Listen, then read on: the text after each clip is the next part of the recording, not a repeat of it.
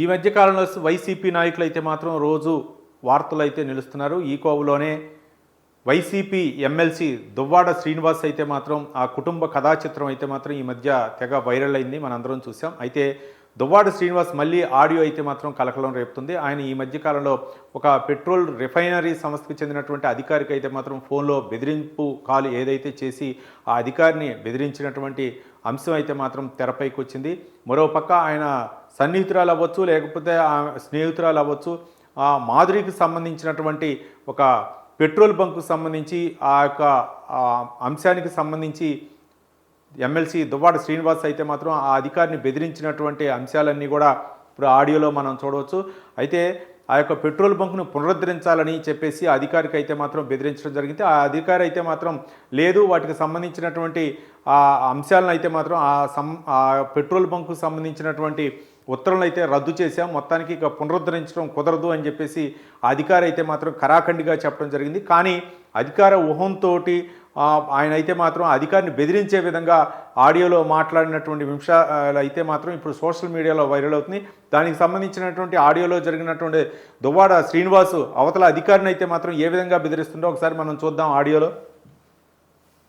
ఇప్పుడు మనం బంక్ ఒకటి మాట్లాడాం తలగాం దగ్గర, ఇప్పుడు మా మాధురి వాళ్ళది అది ప్రాసెస్, మీ పై ఆఫీసర్తో కూడా మాట్లాడాను. మీకు అబ్జెక్ట్ అయ్యారట, అది ఫర్దర్ ఒక లెటర్ కూడా పెట్టారు. ఎంతవరకు వచ్చింది? మాకు ఆ బంక్ అర్జెంట్ గా కావాలి, it has to be reopened as soon as possible. It cannot be done as soon as possible. Me pi officers అయిపోతుంది మీతో అంటే ఏంటి ఇవ్వాలనుకుంటున్నారో లేదా ఏంటి చెప్పండి నాకు. It has been terminated, okay? It has been terminated. I know that. Already నేను వచ్చి విశాఖపట్నం వచ్చి అని మీరు అంటే మాకు వినండి సార్, మాకు పర్ డే 10 to 20,000 లీటర్స్ నాకు కావాలి పోర్ట్ కోసం. కాబట్టి ఇవన్నీ first of all pump related ఎవరైనా కూడా ఫ్రాంచైజీ అనే వాళ్ళే మాట్లాడాలి, ఓకే? మీరు ఫోన్ మీరు మాట్లాడితే అది you are not point of contact. I am the authorized person for that.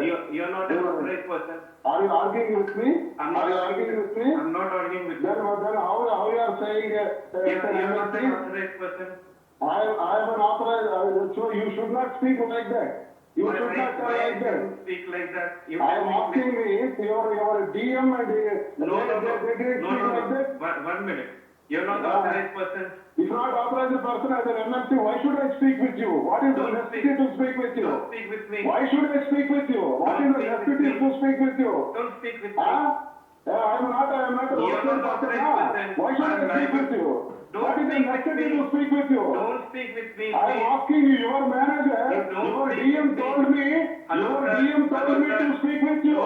Your DM told me, listen, ask your DM. Don't shout.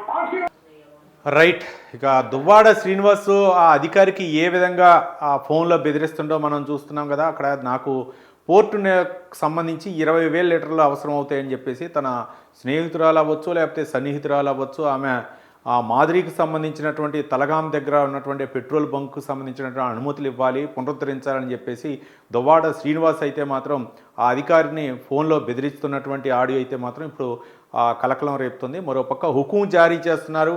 అయితే ఆ అధికారి చెప్తున్నటువంటి సంబంధితమైనటువంటి ఫ్రాంచైజీ ఎవరైతే ఉన్నారో ఆ పెట్రోల్కి సంబంధించినటువంటి ఆ ఓనర్ ఎవరైతే ఉన్నారో వాళ్ళకి మేము సమాధానం చెప్తాం, మీకు సమాధానం చెప్పాల్సినటువంటి పని లేదని చెప్పేసి అధికారి చెప్పడం జరిగింది. కాదు, నేనే దానికి సంబంధించి ఆ పెట్రోల్కి సంబంధించినటువంటి ఓనర్ని, లేకపోతే ఆమె మాధురికి సంబంధించినటువంటి వ్యక్తి నేనే అన్నట్లుగా ఆ అధికారిని అయితే మాత్రం ఫోన్లో బెదిరిస్తున్నటువంటి అంశాన్ని మనం ఇప్పటి వరకు కూడా చూసాం. కాబట్టి ఈ దువ్వాడ శ్రీనివాస్ ఒక్కొక్క అంశం అయితే మాత్రం వెలుగులోకి వస్తుంది. కాబట్టి ఇప్పుడు ఆ పై అధికారికి కూడా నేను ఫోన్ చేసి మాట్లాడాను కాబట్టి నీకు అనుమతులు ఇవ్వడానికి ఏంటి అని చెప్పేసి ఆ అధికారిని అయితే మాత్రం బెదిరిస్తున్న విధంగానే, ఒక విధంగా చెప్పాలంటే నేను ఎమ్మెల్సీని అన్నటువంటి ఆ యొక్క మదంతో ఆ అధికారిని బెదిరిస్తున్నటువంటి ఆడియో అయితే మాత్రం ఇప్పుడు సోషల్ మీడియాలో హల్చల్ చేస్తుంది. మరి ఆ అధికారుపై ఆయన దువ్వాడ శ్రీనివాస్ వ్యవహరించినటువంటి తీరుకు మరి పోలీసులు ఏమైనా కేసు నమోదు చేస్తారో, ఒక పక్క ఇంట్లో కథా చిత్రం వెలుగులోకి వచ్చి ఎపిసోడ్లుగా ఈ కుంపాలుగా వస్తున్నటువంటి తరుణంలో ఇప్పుడు మరి ఈ కేసుపై ఏ విధంగా స్పందిస్తారో, అధికారిని ఆ విధంగా బెదిరించి అధికార దుర్వినియోగానికి పాల్పడ్డటువంటి దువ్వాడ శ్రీనివాస్ ఎమ్మెల్సీ దువ్వాడ శ్రీనివాస్పై ఎలాంటి చర్యలు తీసుకుంటారో మనం వేచి చూద్దాం.